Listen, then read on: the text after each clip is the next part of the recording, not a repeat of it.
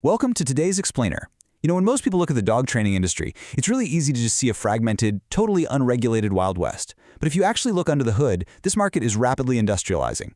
I'm your host, bringing you a deep dive consulting perspective on all of this, and today I'm super excited to be joined by my co-analyst, Host B, and Paul Miller from Bay Canine, who's going to be providing our operational reality check. Hey, great to be here. We are going to completely deconstruct the mechanics and, frankly, the hidden revenue engines operating behind the scenes. Thanks for having me, guys. I'm really excited to bridge the gap between all your market data and what actually happens on the training floor every single day.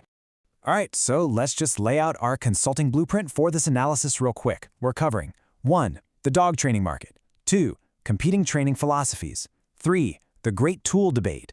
4. The hidden revenue found in board and train models. 5. Unregulated markets and certifications. And finally, number 6, the digital dog future. Okay, jumping right into Section 1, the dog training market. So right out of the gate, you have to notice how sharply segmented this market has actually become.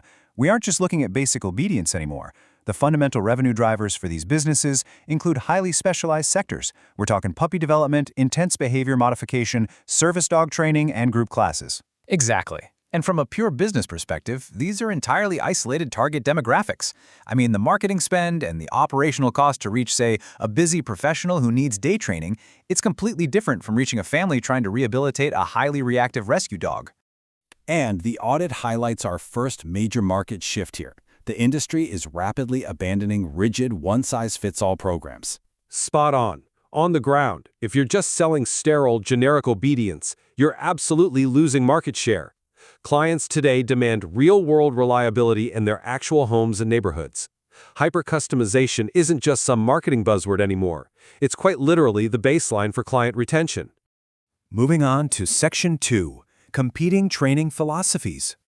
Here is the data-centric reality of the market right now. It's essentially split into thirds across 3 primary camps.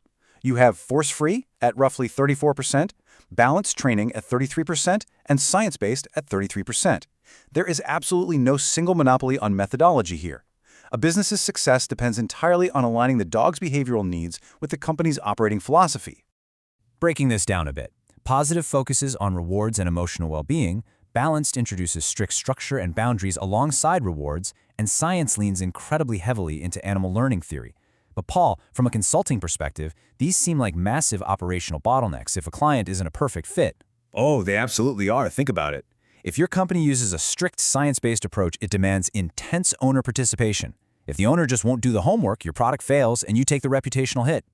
On the flip side, balanced training offers a lot of structure, but you risk alienating a massive demographic of consumers who only want to use force-free methods. It's a really delicate balance. Which leads us nicely into Section 3, the great tool debate.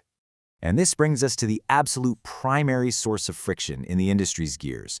Are advanced tools like e-collars and prong collars a strict necessity for high-level reliability, or are they ethically contested? Our audit explicitly flags that even labeling these simply advanced training tools is a heavily loaded framing. Right, and looking at the market objectively, we see a really stark divide.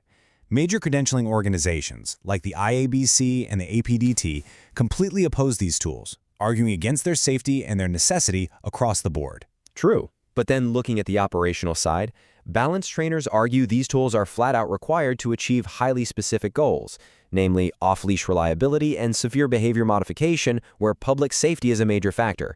The market is fundamentally split right down the middle on this. But if we want to ground this debate in an absolute industry truth, it's this quote right here. Regardless of the philosophy, tools are only effective when paired with proper timing, handler knowledge, and owner education. At the end of the day, a tool doesn't train a dog, the human does. The human element, and specifically owner education, is the true engine behind literally any successful training business. And the source audit explicitly flags that an accurate market overview has to acknowledge this professional divide. We certainly aren't here to take a side, but any sound business strategy in this space has to calculate how tool usage directly impacts brand perception, liability, and overall market reach. Let's shift gears to Section 4, hidden revenue, specifically the board and train model.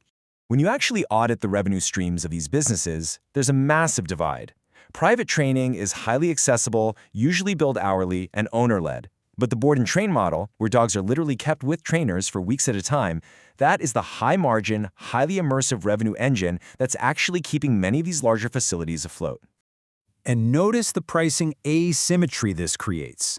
The audit specifically points out that purely positive reinforcement and force-free training often carry a higher price tag. Because of the intensive time and the high owner participation required, it creates a very real financial barrier to entry for the consumer who's specifically seeking out those methods. I completely agree with that assessment. Ignoring the board and train model just misses the reality of how these businesses actually scale up. A company's chosen philosophy dictates their service model, which in turn directly dictates their cash flow. I mean, the overhead and revenue structure for a high-volume board and train facility looks vastly different from a solo force-free consultant working out of their car. Moving into Section 5, Unregulated Markets and Certifications. So here's a pretty shocking market reality for anyone not in the industry. In most U.S. states, dog training is a completely unregulated market. Literally anyone can buy a domain name, spin up a website, and market themselves as a professional. This creates an incredibly high consumer risk profile with wild variations in safety, quality, and business transparency. Right, and because there is zero government oversight, independent credentialing bodies act as the only real quality control we have. Certifications like the CPD-TKA, the Karen Pryor Academy CTP, and the various IABC credentials are just critical market differentiators. For a truly informed consumer, looking for that alphabet soup of acronyms is basically the only way to separate legitimate, educated professionals from well-meaning amateurs. And finally, Section 6, the digital dog future. The single most significant growth factors in this industry right now are digital. Trainers are breaking traditional local geographic constraints by scaling through online courses, virtual coaching, and remote training apps. We are seeing highly lucrative niche specializations popping up, like premium remote video consultations exclusively for reactive dogs. It's fascinating. And this digital leap is fundamentally broadening access to dog education worldwide. It's completely changing the traditional business model. Exactly. When you combine this massive digital expansion with the industry's new mandate for prioritizing owner education, you really get the ultimate evolution of the market. We're no longer just fixing dogs in a vacuum. We are actively educating humans on a global, highly scalable level.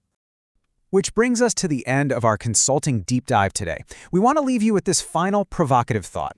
As this Wild West industry continues to heavily industrialize, how will the delicate balance of potential future regulation, massive digital expansion, and fiercely competing philosophies shape the ultimate training machine?